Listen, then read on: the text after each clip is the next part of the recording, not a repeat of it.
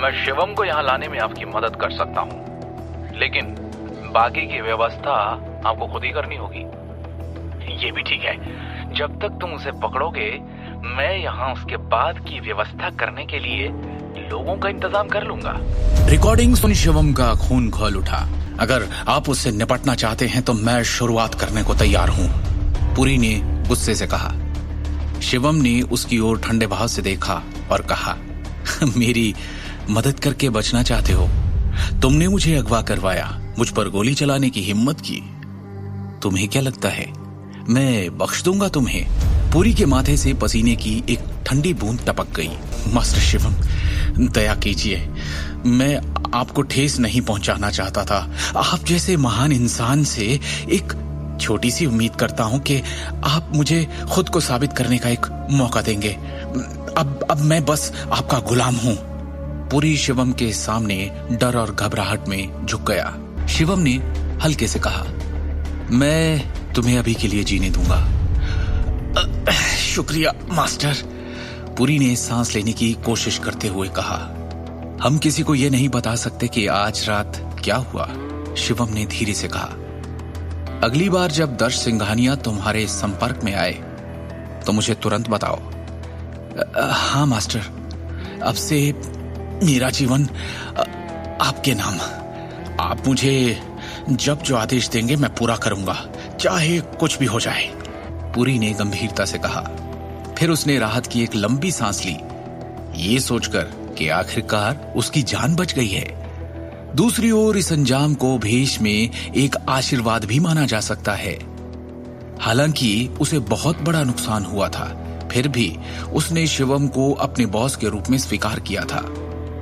खुद से कहीं ज्यादा शक्तिशाली व्यक्ति की सेवा करना निश्चित रूप से बुरा तो नहीं होगा।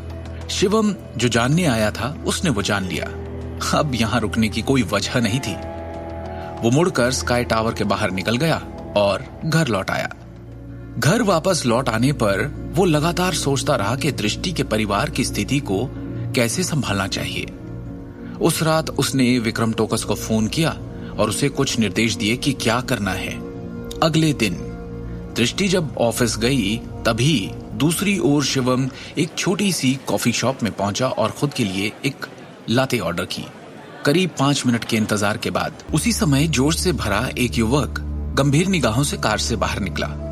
वो दिखने में काफी आकर्षक था। एक सख्त गति के साथ वो कॉफी शॉप में चला गया। उसे देखकर लग रहा था जैसे उसने सेना में कई सालों का अनुभव किया हो। डायरेक्टर शिवम, आपसे मिलकर खुशी हुई। मेरा नाम रजत मलिक है। आपने जो ऑर्डर की थी वो कार में ले आया हूं। मुझे बताया गया है कि पेमेंट आपके अकाउंट से ली जाएगी। रजत मलिक अपनी पीठ सीधी करते हुए शिवम के सामने आकर खड़ा हो गया। ऐसा लग रहा था जैसे वो एक रिपोर्ट दे रहा था। शिवम ने मलिक को देखा और थोड़ा सिर हिलाया। वो एक अच्छा युवक प्रतीत होता था। स्काई टावर में जो घटना हुई उसके तुरंत बाद ही शिवम ने फैसला कर लिया था कि उसे दृष्टि के लिए जल्द से जल्द बॉडीगार्ड्स का इंतजाम करना होगा। शिवम ने मलिक से फिर कहा, मुझे अपनी और अपनी योग्यताओं के बारे में और बताओ। डायरेक्टर शिवम, मैं 18 साल की उम्र में सेना में शामिल हो गया और 5 साल तक स्काउट के रूप में मैंने काम किया। इस साल एक सैनिक के रूप में सेवानिवृत्त होने के बाद मैंने काम की तलाश में अपने होम टाउन लौटने का फैसला किया।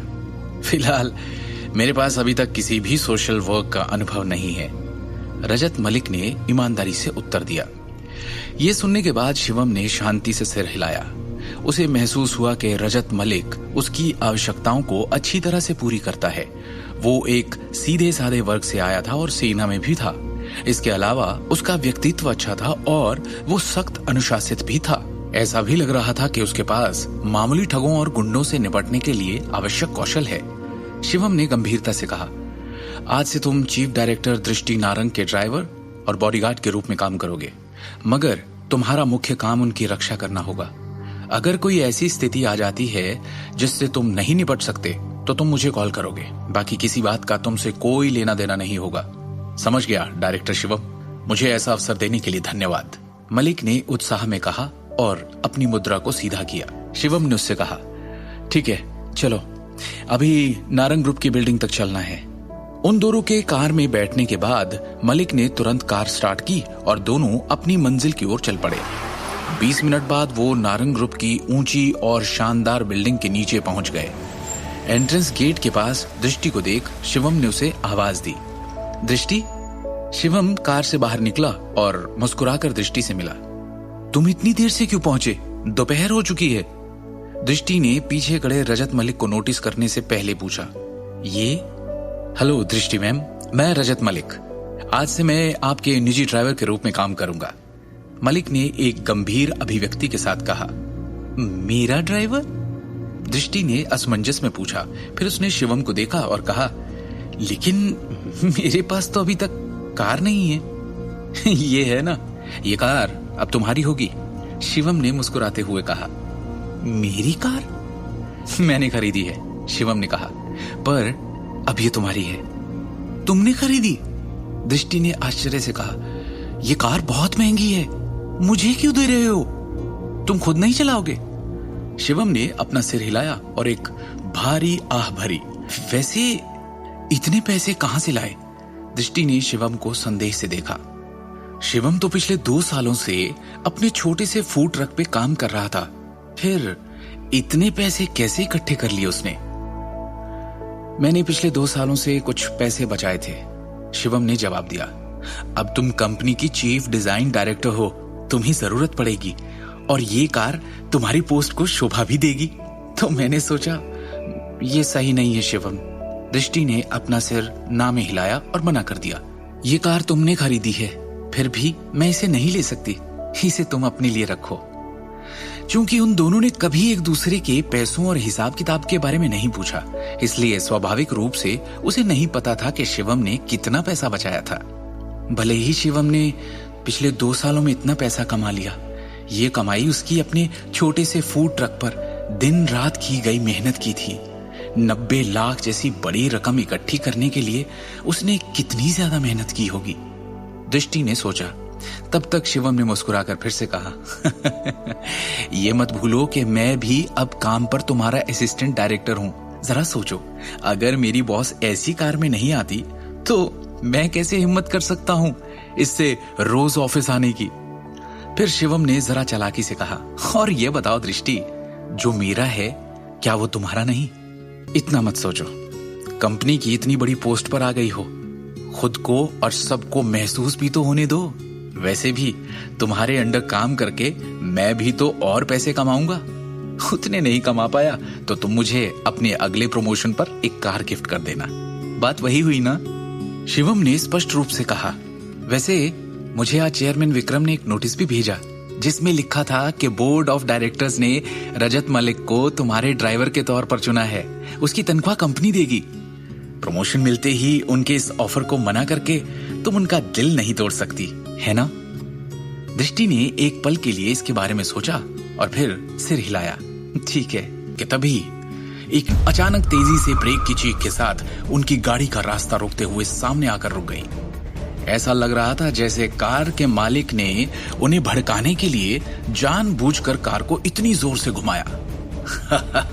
वाह, क्या बात है दृष्टि, मैंने सुना है तुम्हें डिजाइन विभाग के निदेशक के रूप में प्रमोट किया गया है। सही है। स्पोर्ट्स कार की दिशा से एक घृणित आवाज सुनाई दी। दृष्टि और शिवम ने एक ही समय पे उस ओर देखा।